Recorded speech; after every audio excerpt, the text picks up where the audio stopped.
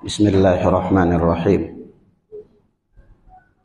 Assalamualaikum warahmatullahi wabarakatuh.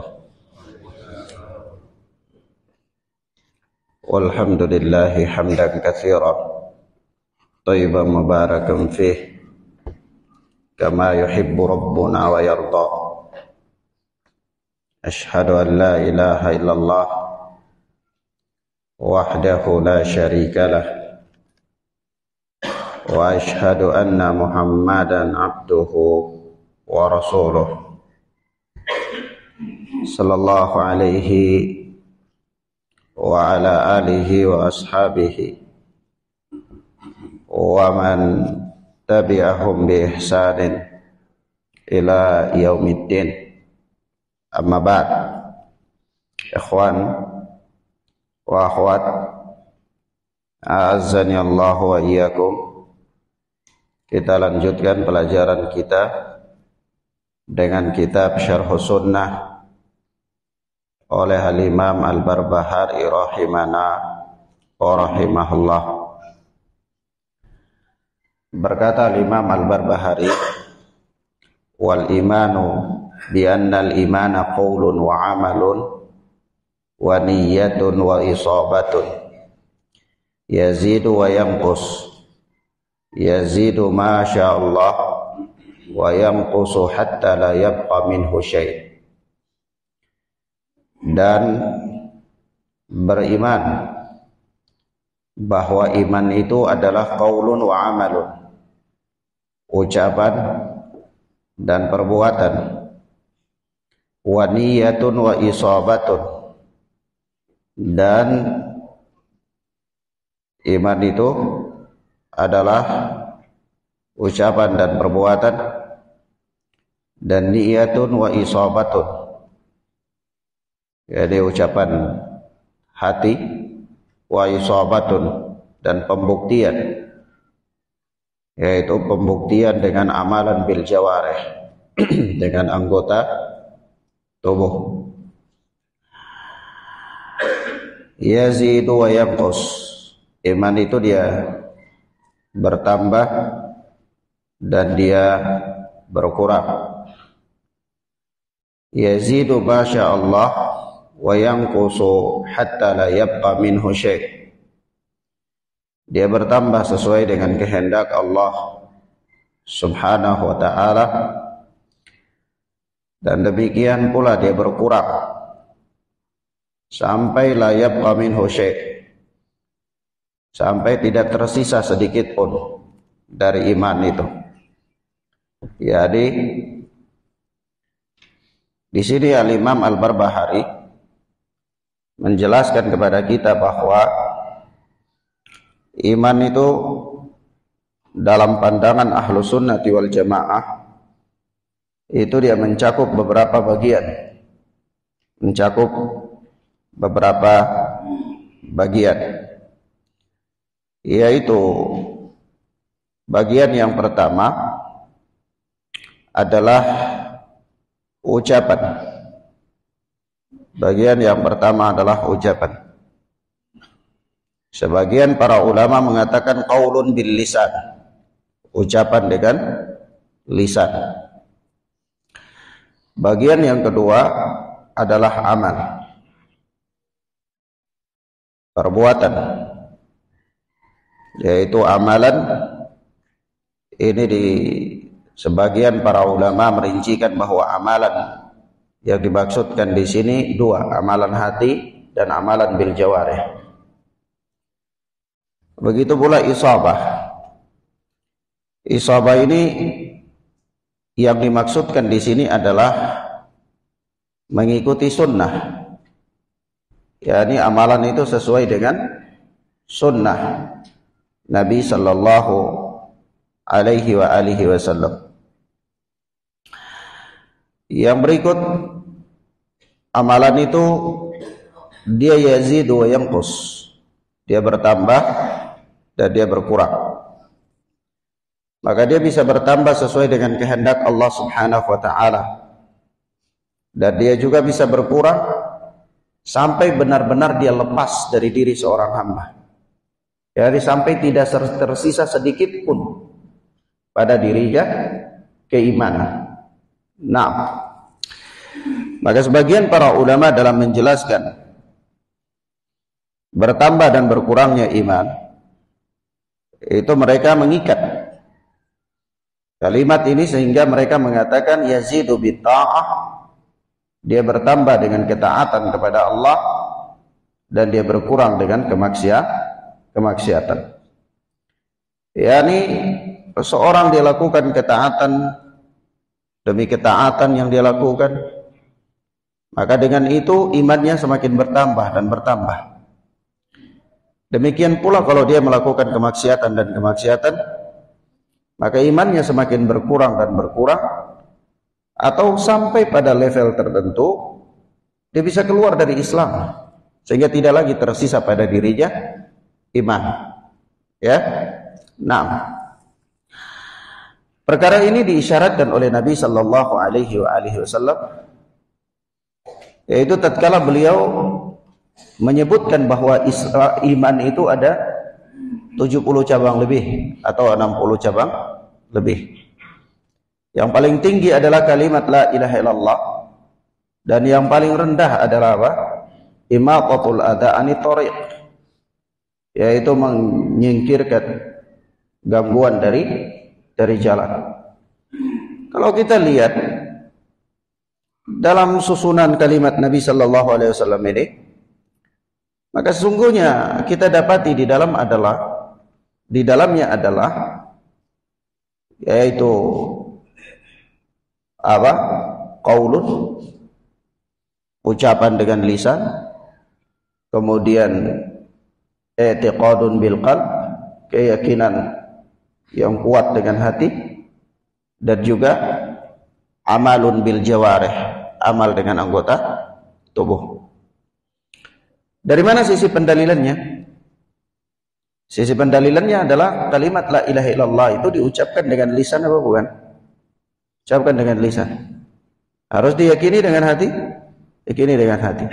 Karena orang yang mengucapkan kalimat la ilaha illallah dengan lisannya namun tidak meyakininya dengan hati, maka ini adalah orang munafik. Ini adalah orang munafik. Sebagaimana Allah Subhanahu wa taala berfirman tentang orang-orang munafik dalam surat Al-Munafiqun ayat yang pertama. Allah katakan, "Idza ja'akal munafiquna qalu nashhadu innaka la rasulullah wallahu ya'lamu innaka la rasuluh wallahu yashhadu innal munafiqina lakadzibun." Apabila datang orang-orang munafik kepadamu wahai Muhammad sallallahu alaihi wasallam, lalu mereka berkata bahwa mereka bersaksi, mereka berkata bahwa nashhadu innaka la rasulullah, kami bersaksi bahwa sesungguhnya engkau ini benar-benar adalah utusan Allah. Di sini pakai apa? Kalimat ini bukan hanya wa qalu nashhadu innaka rasulullah, tetapi wa qalu nashhadu innaka la rasulullah. Itu dua takkid di situ. Ya. Taukid di situ, penegasan. Penegasan bahwa benar-benar engkau itu Rasulullah, utusan Allah. Coba bayangkan, kalimat mereka ini bukan hanya sekedar apa? Yang kalau didengar itu iseng-iseng gitu. Tapi kalau dalam pendengaran orang Arab ini benar-benar ini kalimat taukid, penegasan. Yaitu nashhadu innaka la rasulullah. Itu dua takkid ya. Inna dan lam taukid. Penegasan. Kami bersaksi bahwa sesungguhnya engkau itu benar-benar utusan Allah. Tapi apa? Allah bantah mereka. Allah bantah mereka dengan mengatakan wallahu ya'lamu innaka la rasuluh. Allah lebih tahu bahwa engkau itu memang utusan Allah. Persaksian mereka itu ada atau enggak ada, Allah tahu. Engkau itu memang utusan Allah. Wallahu yashhadu innal munafiqina lakadzibun. Dan Allah Subhanahu wa taala menyaksikan bahwa orang-orang munafik ini mereka dusta. Kapan Allah katakan mereka dusta? Setelah mereka mengumumkan dengan lisan mereka bahwa Nabi sallallahu alaihi wasallam itu utusan Allah. Tapi Allah katakan di akhirnya mereka dusta. Artinya apa? Mereka hanya mengucapkan dengan lisan tanpa ada keyakinan dengan hati, keimanannya. Nah, begitu pula ma'ruf. Ma'ruf dalam pembahasan dua kalimat syahadat itu bukan hanya sekedar mengucapkan dengan lisan, tetapi harus diyakini dengan hati. Maka terpenuhi di situ dua syarat, yaitu ucapan dengan hati dan keyakinan dengan lisan.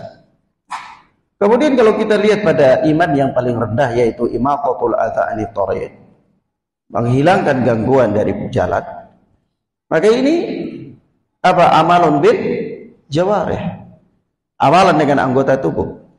Itu kalau orang ada gangguan dia pindahkan dari jalan, itu perbuatan anggota tubuh, bukan? Perbuatan anggota tubuh. Ya. Begitu pula ketika dia sholat, perbuatan anggota tubuh, bukan? Anggota tubuh. Dia bersedekah, perbuatan anggota tubuh dan semua. Itu semuanya masuk di dalam apa? Definisi iman. Maka singkatnya iman itu adalah ucapan dengan lisan, pembenaran dengan hati, dan pembuktian dengan amalan bil jawarih. Sebahagian ulama menambahkan poin yang keempat. Apa poin yang keempat? Poin yang keempat itu harus mencocoki sunnah. Harus mencocoki sunnah. Karena ada orang yang mengucapkan dengan hati, dia meyakini, tapi dia tidak beramal sesuai dengan petunjuk Nabi sallallahu alaihi wasallam. Dia mengucapkan dengan lisan, dia membenarkan dengan hatinya, tapi dia beramal tidak sesuai petunjuk Rasulullah, maka ini pun tidak menambah keimanannya. Tidak menambah apa? Keimanannya. Nah, maka begitu pula Allah Subhanahu wa taala dalam ayat yang lainnya mempersaksikan tentang kondisi orang-orang munafik yang hanya mengucapkan kata-kata keimanan dengan lisan mereka saja, tapi tidak ada keyakinannya dalam hati mereka.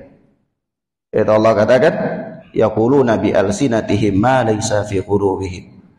Mereka mengucapkan ya dengan lisan-lisan mereka apa yang tidak ada dalam hati mereka. Dia ucapkan dengan lisannya, tapi tidak diyakini dalam hatinya. Dia tidak apa? Yakini di dalam hatinya. Nah, maka ikhwana fiddin azani Allah wa iyyakum, di sini apa namanya? Ucapan Al-Imam Al-Barbahari ini sebenarnya bantahan terhadap sekte-sekte yang menyimpang. Sekte-sekte yang menyimpang. Di sini ada permasalahan penting ya. Faedah tambahan. Sebelum kita jelaskan, anak kasih satu faedah tambahan. Kalau kita pelajari ya, perkara-perkara akidah atau perkara-perkara fikih, kita sering dapati di sana ada bantahan-bantahan terhadap pendapat-pendapat. Dalam masalah akidah ada pendapat-pendapat yang menyimpang dibantah.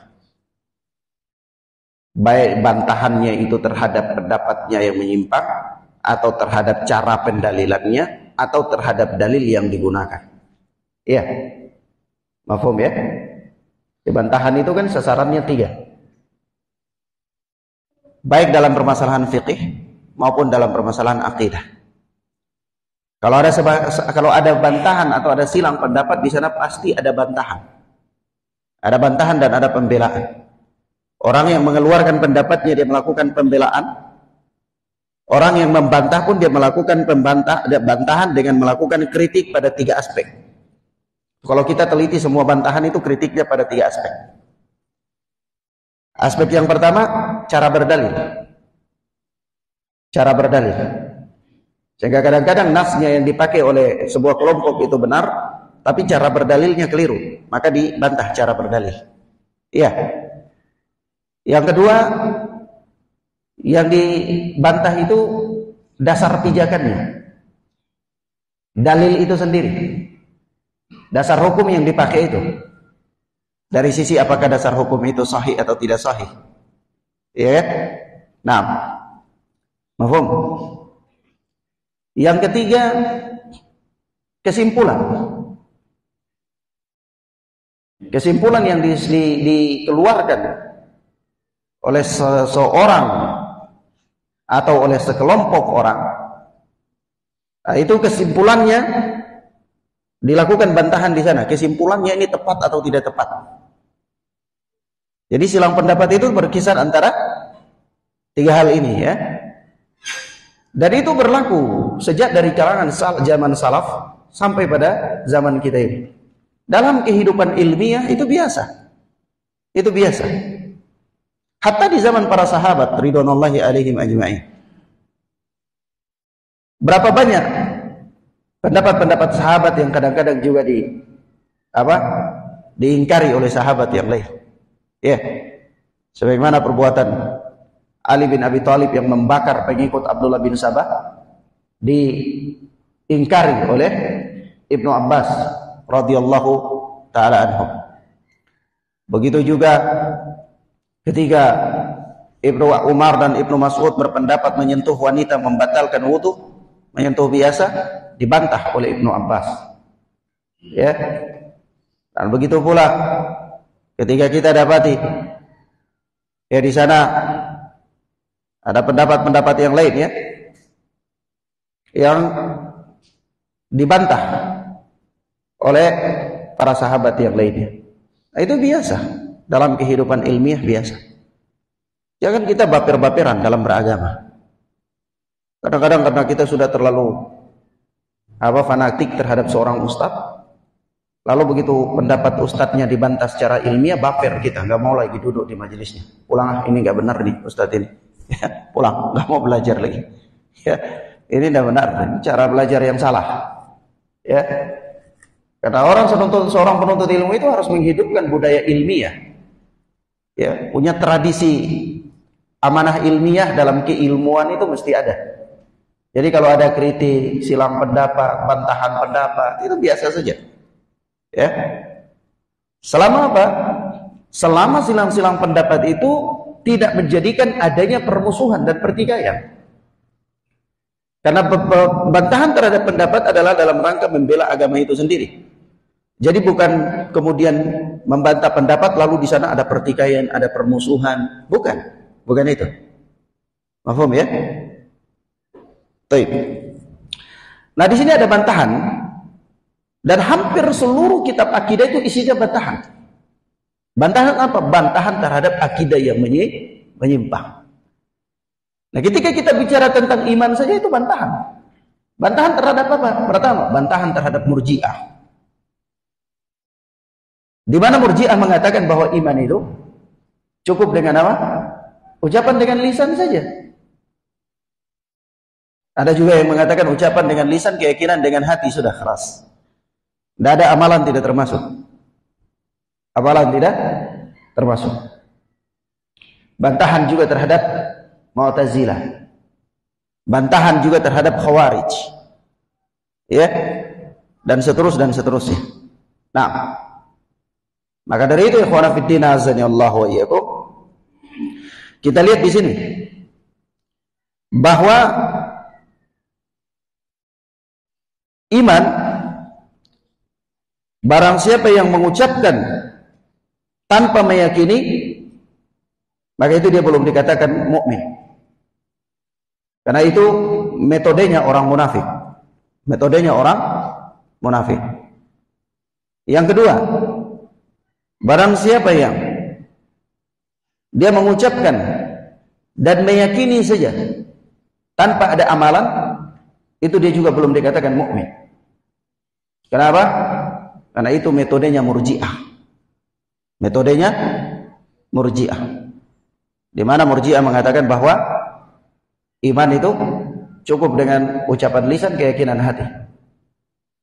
Jadi dia tidak, amalan tidak termasuk di dalam konsep iman.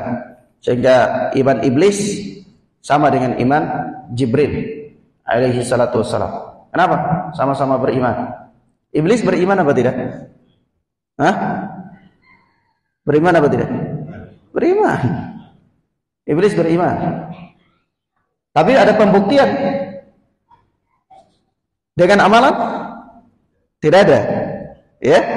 Nah, Kemudian barang siapa yang mengatakan bahwa iman itu hanyalah ucapan dengan lisan atau hanyalah amalan dengan perbuatan saja tanpa ada keyakinan,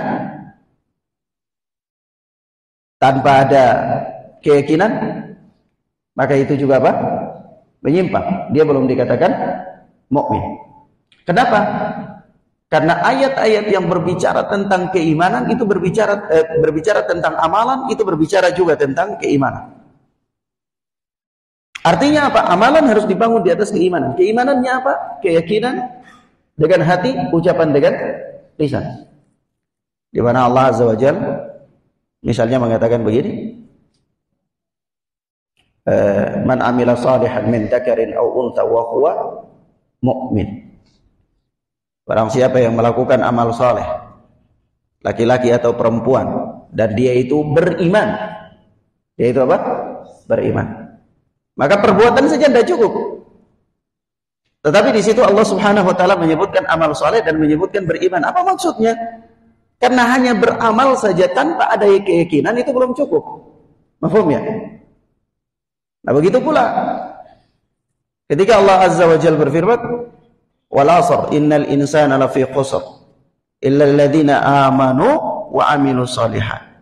Nah, di situ illa alladziina aamanu wa 'amilus shalihat. Iman dan amal. Maksudnya apa? Adanya iman yang di dalamnya ucapan dengan lisan dan keyakinan dengan hati yang dibuktikan dengan amalan saleh. Ya. Nah, dan begitu seterusnya.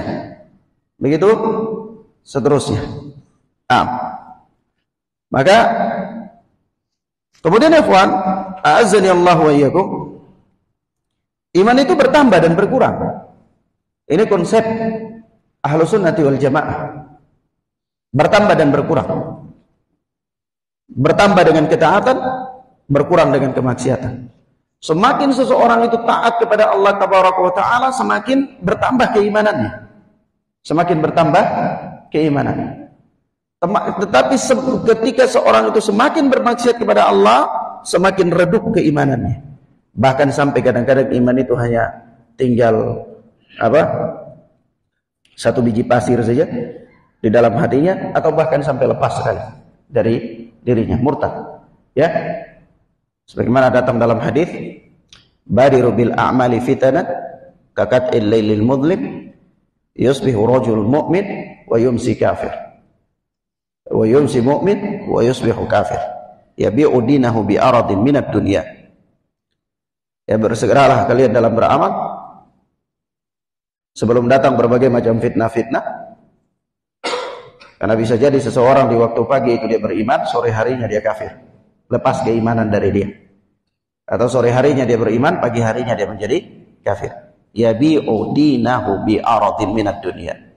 Dia telah menjual agamanya dengan sepotong pada keindahan dunia. Dan begitu pula dalam hadis ketika Rasulullah sallallahu alaihi wasallam berbicara tentang generasi-generasi yang datang, ya. Kata beliau, "Ma ba'atsallahu nabiyyan qabli."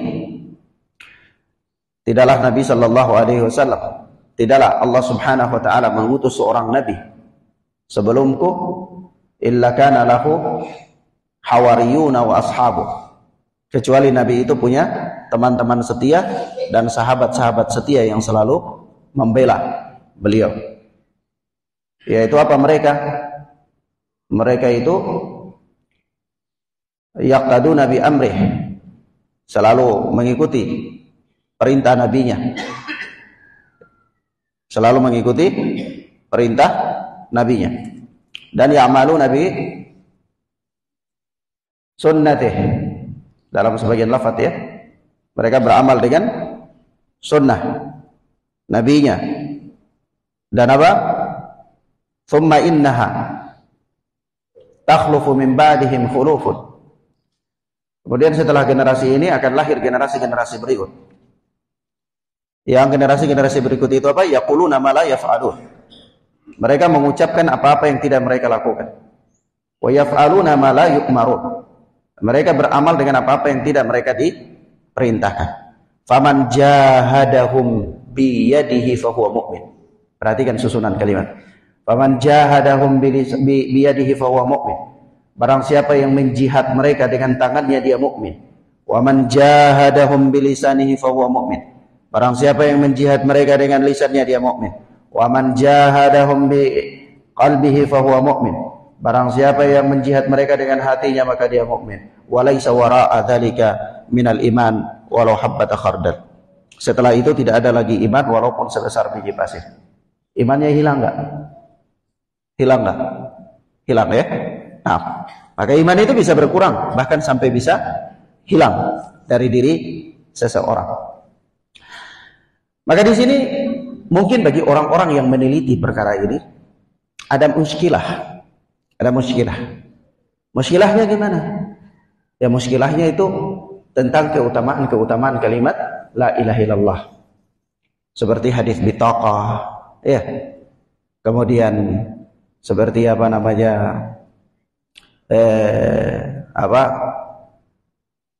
Kata Rasulullah kepada Abu Talib, "Qul la ilaha illallah kalimatan uhajju laka biha indallah." Ucapkanlah kalimat la ilaha illallah yang aku akan berhujah dengan kalimat itu di sisi Allah untuk membela engkau. Ya.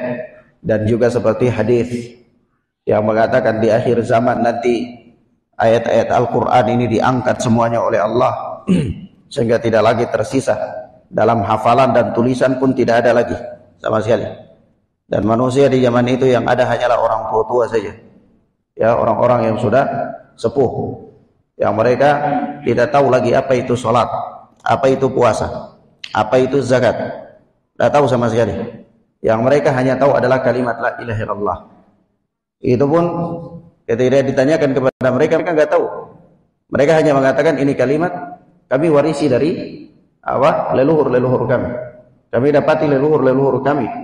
Mereka berpegang atau mereka mengucapkan kalimat-kalimat ini, maka kami pun sama seperti itu. Di situ juga tidak ada amalan ya, tidak ada apa? Amalan. Mafhum ya? Nah, di situ ada muskilah, ada iskal, ada masalah. Maka bagaimana menjawabnya? Sementara kita Ahlus Sunnah telah menetapkan bahwa konsep keimanan dalam Ahlus Sunnah itu harus terpenuhi 3 syarat tadi ya. Ucapan, keyakinan dengan hati, kemudian dibuktikan dengan perbuatan. Sebagian ulama menambahkan mencocoki sunnah. Ya. Nah, tapi kalau kita lihat hadis-hadis tentang keutamaan kalimat la ilaha illallah, di situ tidak ada pembuktian dengan amalan, tidak ada amal perbuatan. Iya. Mereka tadi dalam hadis mereka tidak tahu apa itu sholat, apa itu puasa, apa itu ya, dan seterusnya. Begitu juga kalimat bitaqah, tidak punya amalan, yang punya kalimat la ilaha illallah, dan seterusnya. Bagaimana menjawabnya? Maka jawabannya adalah peristiwa-peristiwa itu terjadi pada orang-orang yang berada dalam kondisi di luar daripada keumuman. Kondisi di luar daripada keumuman. Maksudnya apa? Maksudnya umumnya, pada prinsipnya, pada dasarnya, ya, seseorang jika ingin selamat dia harus memenuhi 3 syarat dari syarat-syarat keimanan ini, 3 hal dari keimanan ini. Tapi dalam kondisi tertentu ada manusia yang keluar dari keumuman ini. Paham maksudnya? Paham maksudnya, ikhwan? Dalam kondisi tertentu ada orang yang keluar dari keumuman ini. Jadi yang dia hanya punya mengucapkan kalimat itu saja, atau dia hanya meyakini saja, dia tidak punya amalan, tapi dia keluar. Maka dia tetap saja dikatakan dia selamat. Dia mukmin. Dia bukan kafir, dia bukan munafik. Ya. Nah, kondisi tertentu, kondisi mana? Kondisi yang pertama, ketika orang yang mengucapkan kalimat la ilaha illallah lalu dia meninggal, dia wafat. Tadinya dia orang kafir, dia masuk Islam. Begitu dia masuk Islam, dia meninggal. Tidak punya amal apa-apa. Bermanfaat nggak kalimat la ilaha illallah bagi dia? bermanfaat. Maka dari itu Rasulullah datang kepada Abu Talib tawar dalam keadaan sakit. Ya ami qul la ilaha illallah kalimatan uhajju laka biha indallah. Pamanku ucapkanlah kalimat la ilaha illallah, suatu kalimat yang aku akan berhujjah dengan kalimat itu membela engkau di sisi Allah. Kalau seandainya hanya sekedar ucapan itu tidak bermanfaat, ngapain Rasulullah mau tawarin orang ini untuk mengucapkan kalimat la ilaha illallah? Ya. Nah, padahal dia ini sakit, ada peluang dia gak akan beramal ini. Iya, tapi Rasulullah masih tawarkan, berarti masih faedah enggak? Masih faedah. Maka kondisinya, kalau orang seperti ini, dia masuk Islam, mengucapkan kalimat la ilaha illallah, belum punya amal, dia meninggal, bermanfaat. Walaupun hanya ucapan dan keyakinan. Tidak punya amal, tidak punya amalan. Yang kedua, kondisi yang kedua adalah orang yang terhalang dari amalan.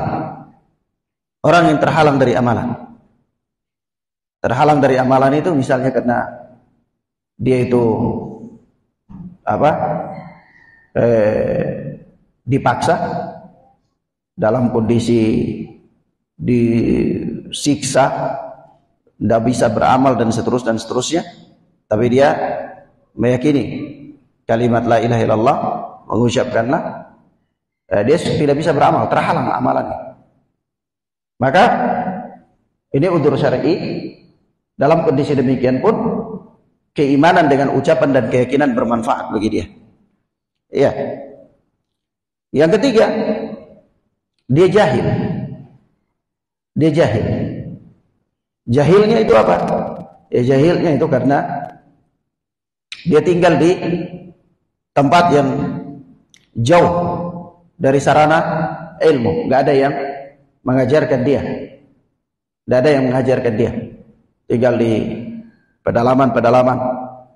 Sehingga dia yang dia tahu hanyalah Islam aja.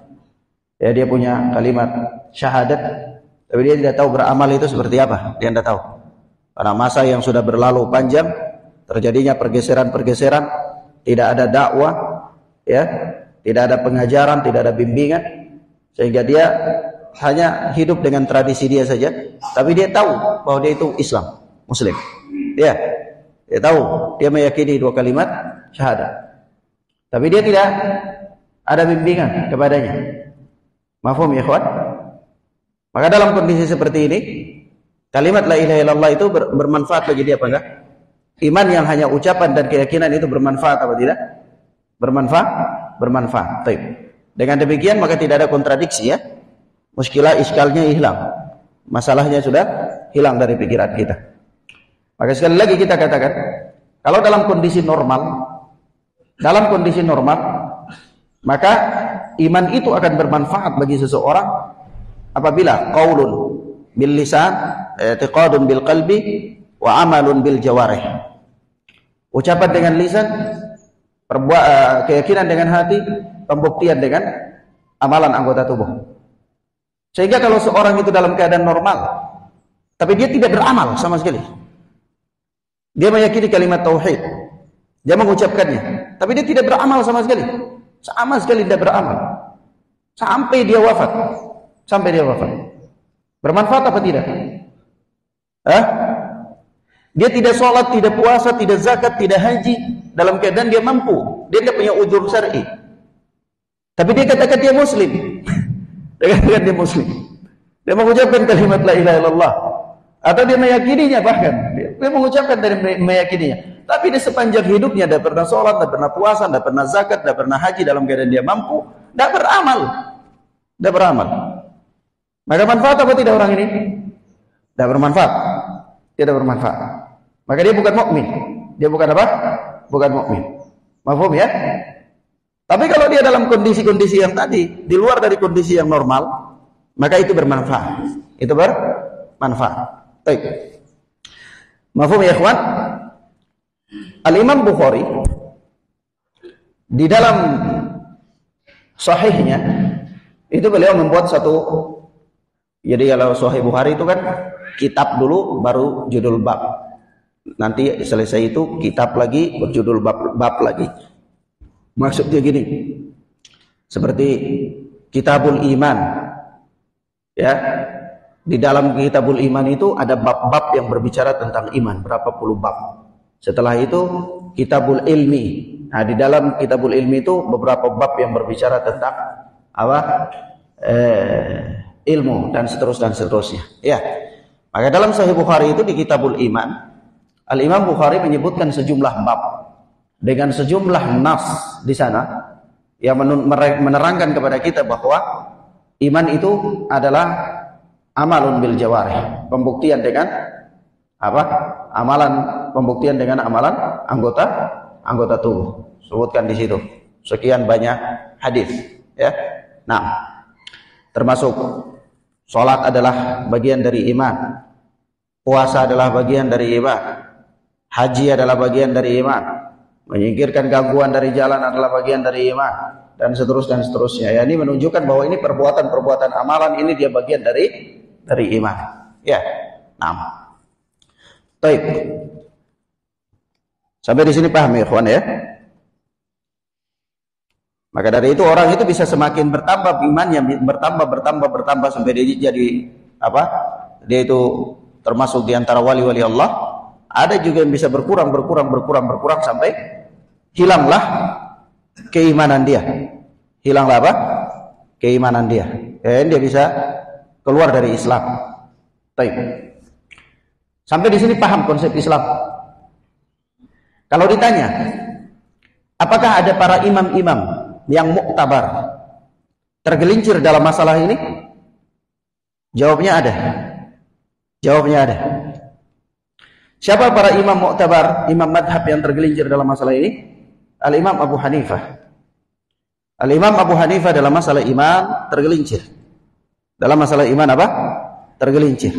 Nah, oleh sebab itu kalau kita bicara tentang madhab murji'ah, itu nanti ada murji'ah fuqaha, ada murji'ah awam. Murji'ah fuqaha inilah murji'ahnya Abu Hanifah. Ya, rahimana wa rahimahullah. Mafhum ya ikhwan ya? Baik. Seperti apa Ustaz itu bahasannya nanti?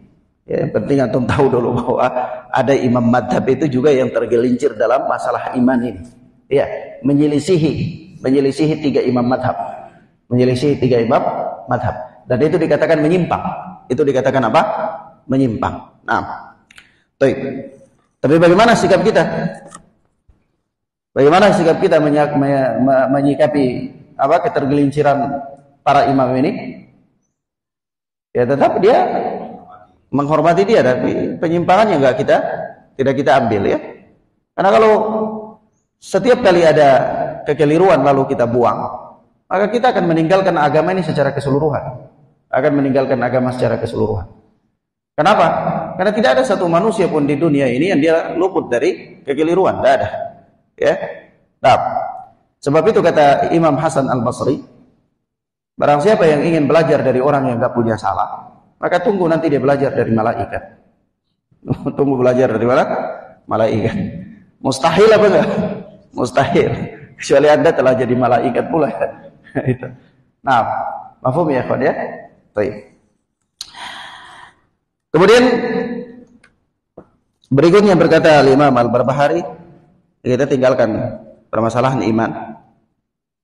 Ya, cukup apa? Jelas ya. Kalau antum bisa dengarkan lagi apa? Kajian kita tentang Al-Mu'taqadus Shahih, di sana ada lebih rinci sedikit tentang pembahasan iman. Nah. Kemudian Al-Imam Al-Barbahari berkata, wa afdalu hadhihi al-ummati wal umam kulluha ba'da al-anbiya'i salawatullahi alaihim ajma'in Abu Bakrin thumma Umar thumma Uthman wa hakadha ruya lana an ibni Umar qala kunna naqulu Rasulullah qala kunna naqulu wa Rasulullah, itu baru benar. Kunna naqulu wa Rasulullah sallallahu alaihi wasallam baina adhurina inna khairan nasi ba'da Rasuli sallallahu alaihi wasallam Abu Bakr wa Umar wa Uthman wa yasma'u bidzalika an-nabiy sallallahu alaihi wasallam fala yunkiruhu. Kata Imam Al-Barbahari, afdalu hadhihi al-ummah, sebaik-baiknya manusia dari umat ini, afdalu hadhihi al-ummati wal umam, sebaik-baik manusia dari umat ini ba'dal anbiya'i salawatullahi alaihim ajma'in, setelah para nabi, itu adalah Abu Bakar, Umar, Utsman. Abu Bakar, Umar, Utsman. Hakadha ruwiya lana an Ibnu Umar. Demikianlah yang diriwayatkan kepada kami oleh Ibnu Umar. Dia berkata, kunna naqulu wa Rasulullah sallallahu alaihi wasallam baina adhurina. Dulunya kami berpendapat, sementara Rasulullah masih hidup di tengah-tengah kita, bahwa inna khairan nasi ba'da rasuli Abu Bakrin wa Umar wa Utsman. Bahwa sesungguhnya manusia yang paling terbaik setelah Rasul itu Abu Bakar, Umar, dan Utsman. Ini pendapat para sahabat sudah tersebar di zaman Rasul, dan Rasulullah tahu tentang hal itu. Mafhum ya? Rasulullah tahu. Wa yasma'u bidzalika an-nabiyyu. Nabi mendengar hal itu. Jadi ucapan-ucapan mereka itu didengar oleh Nabi. Fala yunkiruhu, tetapi Nabi tidak mengingkarinya. Berarti ini namanya apa? Penetapan takrir ya. Takrir. Lalu Ustaz, kenapa enggak disebutkan Ali bin Abi Thalib juga? Cuma disebutkan Abu Bakar, Umar, Utsman. Dan disebutkan Ali di sini. Iya. Mafhum ya, ikhwan? Nah, karena posisi Ali bin Abi Thalib menempati posisi keempat itu diperselisihkan oleh para ulama. Sebagian memperselisihkan. Karena ada perselisihan antara siapa yang lebih utama, antara Ali dan Utsman. Antara Ali dan Utsman. Dengan menetapkan bahwa Utsman yang ketiga, otomatis yang keempat adalah Ali bin Abi Thalib. Ya. Mafhum ya? Baik. Sebahagian ulama mengedepankan Ali bin Abi Thalib daripada Utsman. Ada yang mengedepankan dari sisi keutamaan, ada yang mengedepankan dari sisi khalifah, lebih pantas menjadi khalifah. Tetapi ada kesepakatan nanti yang mengatakan yang lebih pantas untuk menjadi khalifah itu Utsman, yang tentang keutamaan berselisih, tetapi yang lebih pantas, yang lebih utama adalah Utsman. Nah, inilah awal mulanya terjadi pemahaman tasyayyu', yaitu kesyia-syiaan. Syiah. Awalnya itu ini, awalnya itu dalam permasalahan antara Utsman dan Ali siapa yang lebih utama saja. Tetapi semua sahabat tetap punya kedudukan yang sama, mereka tidak ada yang dikafirkan. Maka dari itu dalam riwayat rawi-rawi hadis itu ada yang berpemahaman tasyayyu'. Seperti ada rawi di dalam rawi Bukhari itu, Imam Bukhari punya rijal Bukhari itu ada beberapa rijalnya itu yang tasyayyu', yang Syiah. Tapi Syiah mana yang dimaksud? Syiah ini hanya dalam konsep antara Utsman dan Ali itu siapa yang lebih utama. Mafhum ya ikhwan ya? Nah, jadi bukan Syiah yang Rafidhah, bukan. Naam. Allahu taala alam bisawab. Ikhwan, tentang permasalahan ini kita insyaallah taala sampaikan pada pertemuan berikut biidznillah taala. Ini Yaumul Itsnain ya. Hari Senin ini hari apa? Kita harus bersiap-siap untuk ngantri-ngantri ya. Ngantri itu istilah, saya baru dengar di sini istilah itu. Ngantri itu istilah ngantar istri ya. Nah wallahu a'lam bis-shawab. Ila huna ya khana fid din azanallahu wa iyyakum. Subhanallah wa bihamdika asyhadu an la ilaha illa anta astaghfiruka wa atubu ilaik. Wassalamualaikum warahmatullahi wabarakatuh.